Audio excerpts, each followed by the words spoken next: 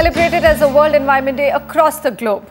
What should be a joyful occasion is now a grave reminder of the destruction caused by hunger for that growth, construction activity which is going all around us, and industrialization which brings destruction to the environment. That growth is important, if not critical. That's a very well accepted fact, isn't it? But can the damage to a fragile environment not be reduced? It certainly can. Facts in India tell a compelling story. We simply don't care about our environment or about preserving it. A handful of citizens, thinkers, architects, industrialists do, but the numbers are so minuscule, it's quite shameful, really. Today on the Realty Debate, a serious relook at what we are doing wrong, how harmful today's apathy to the environment can and will prove for the children of tomorrow, and how can we arrest the destruction.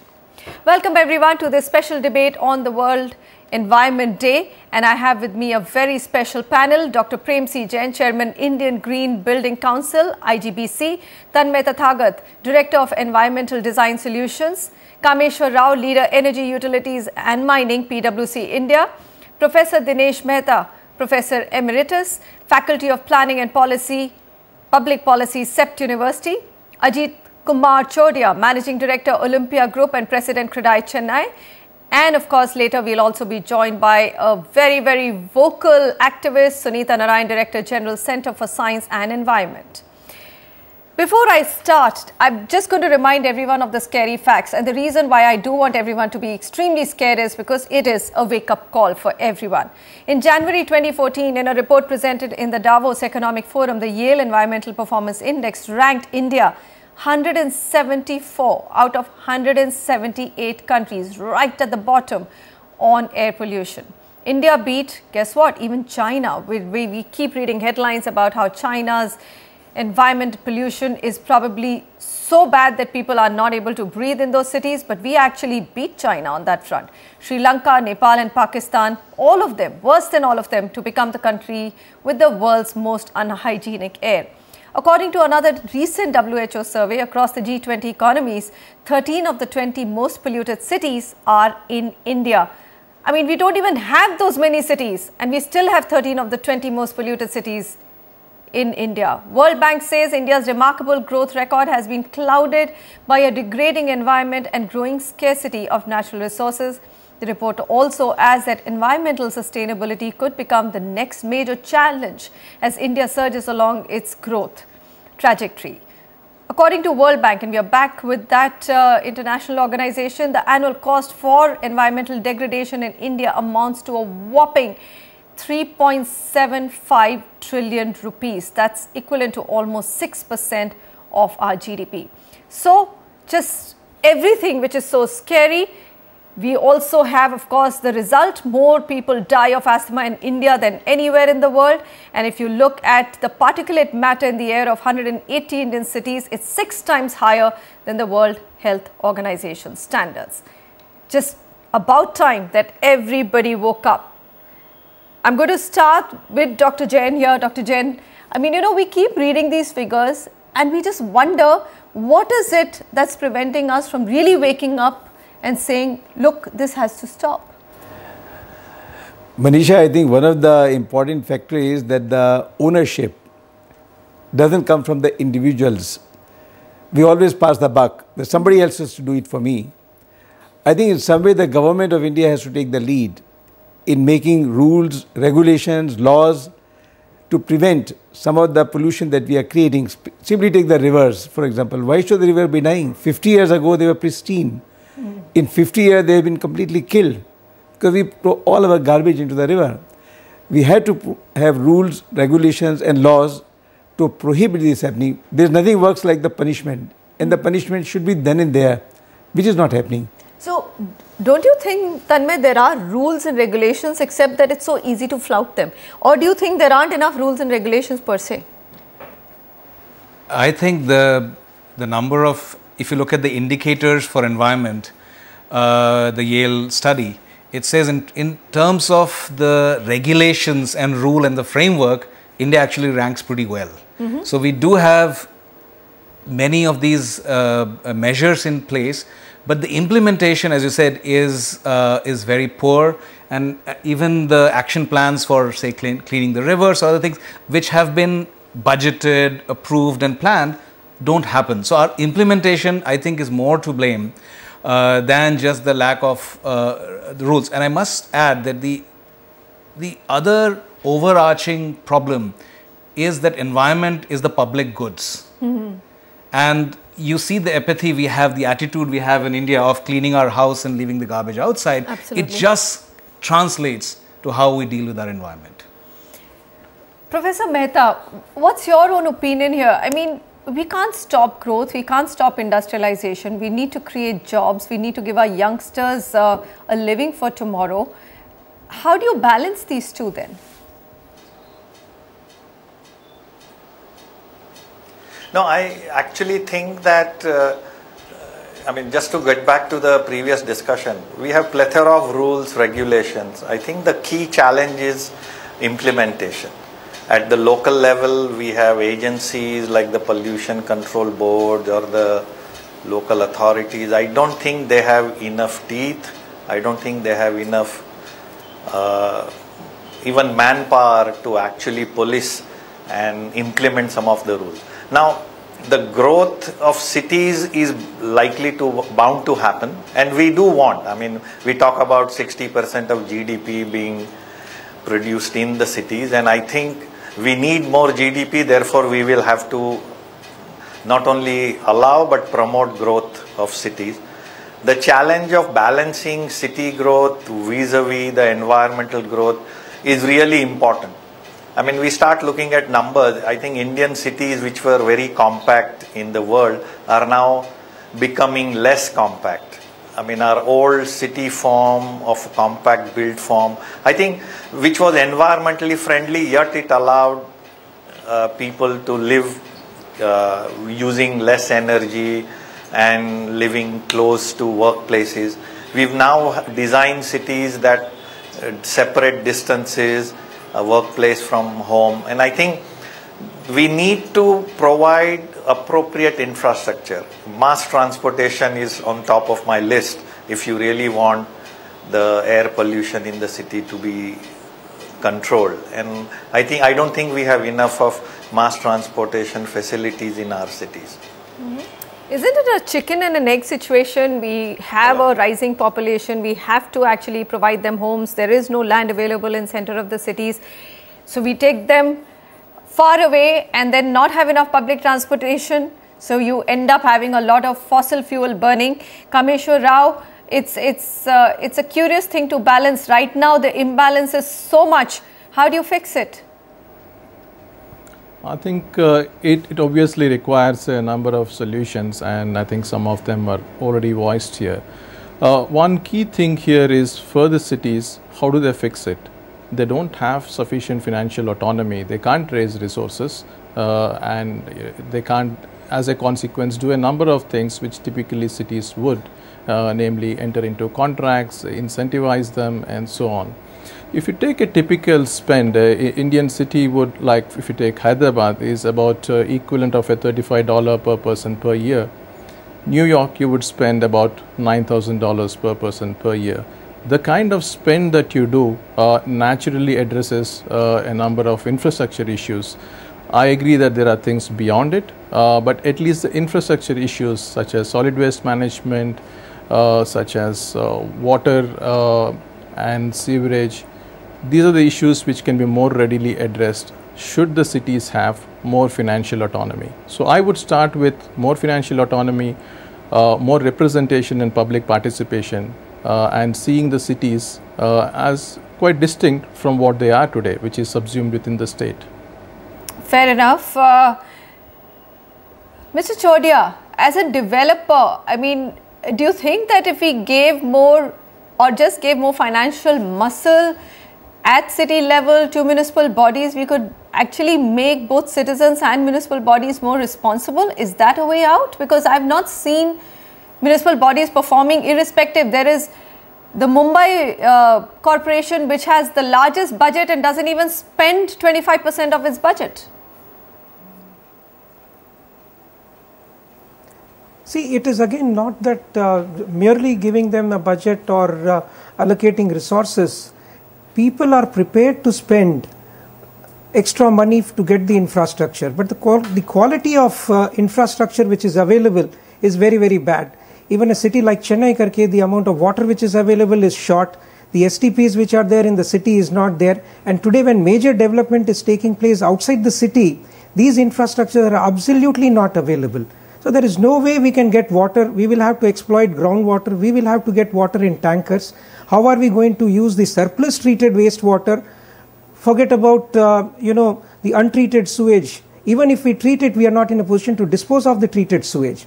So these are serious problems. I think the solution is even if today the customers are paying more than what we would have to pay if the government were to provide these infrastructure.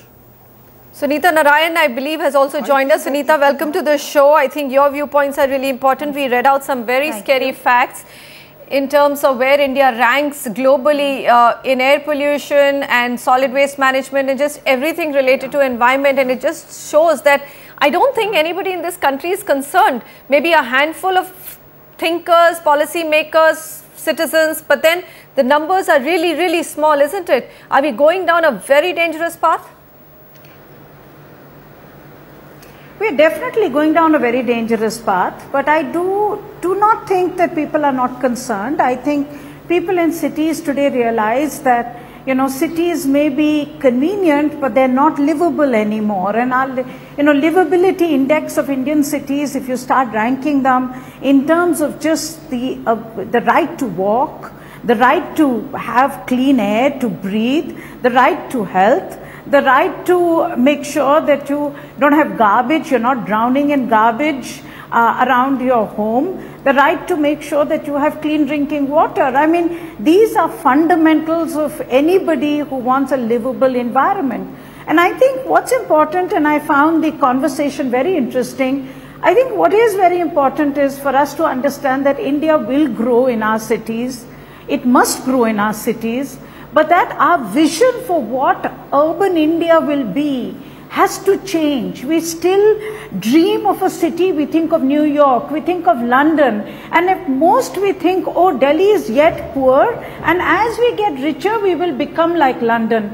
We have to start thinking differently. We have to start thinking that London actually built its infrastructure at a time when the cost of growth was much lower, when it had much fewer numbers of poor people. In a city like Delhi, still 50% of Delhi does not have underground sewerage, does not have sanitation, does not have clean drinking water.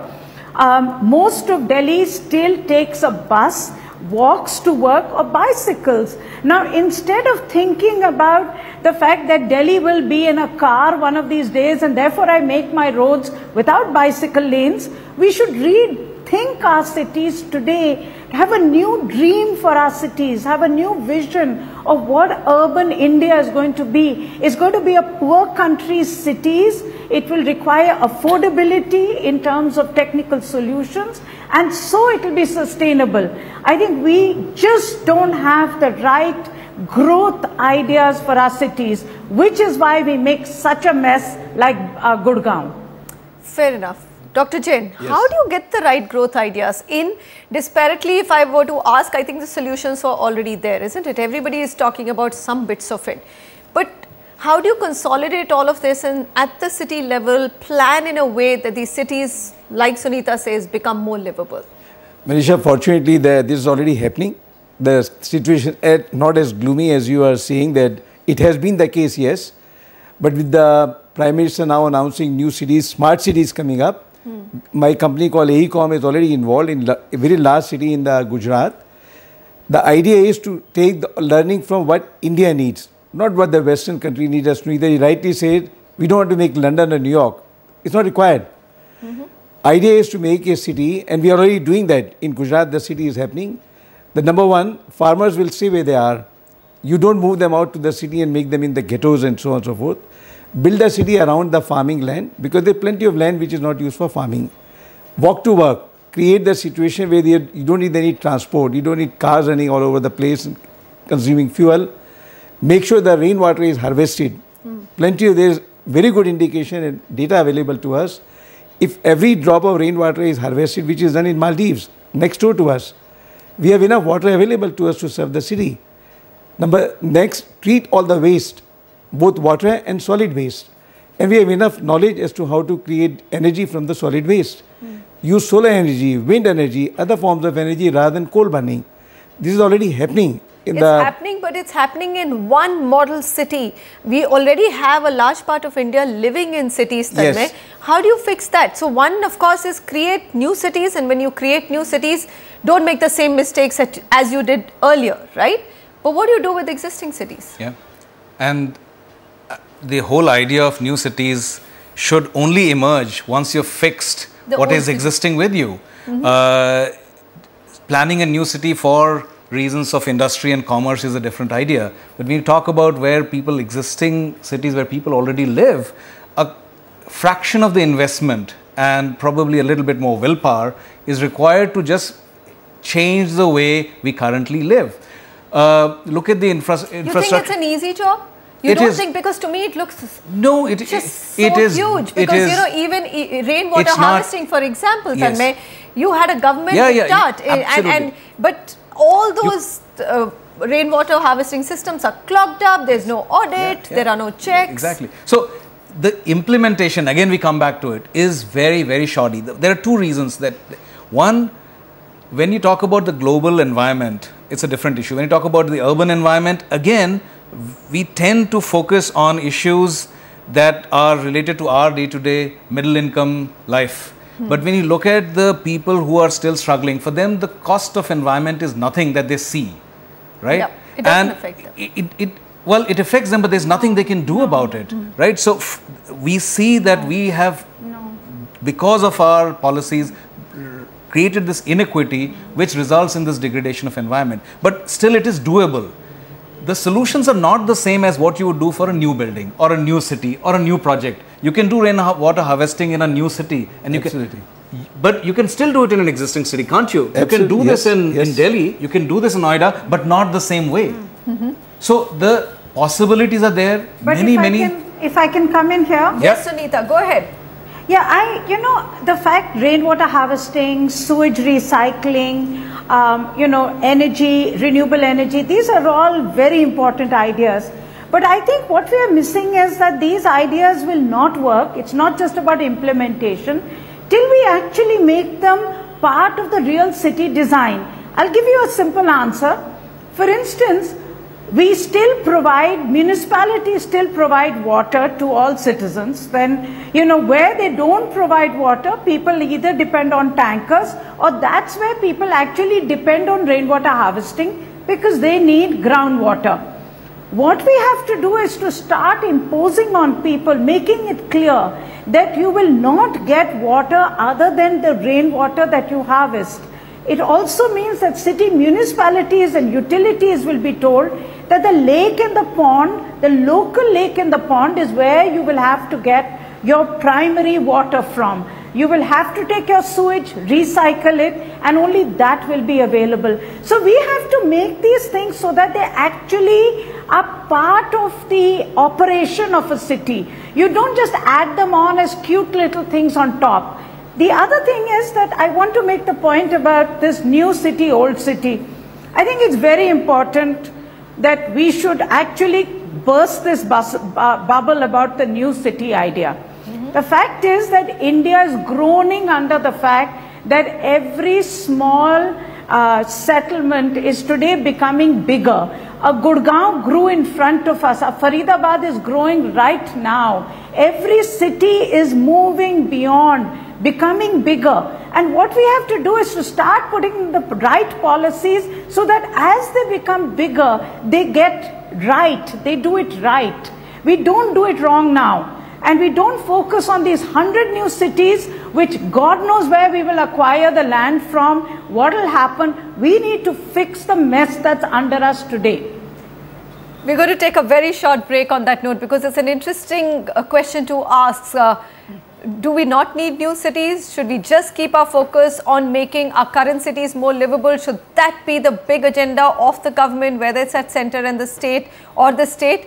That's a big question, and worth debating too as we do this debate on the World Environment Day to find out how to make our cities and the citizens' life more livable, better air to breathe, better roads to walk or just way to walk, and of course much better solid waste management. Many issues that we're discussing here with our expert panel.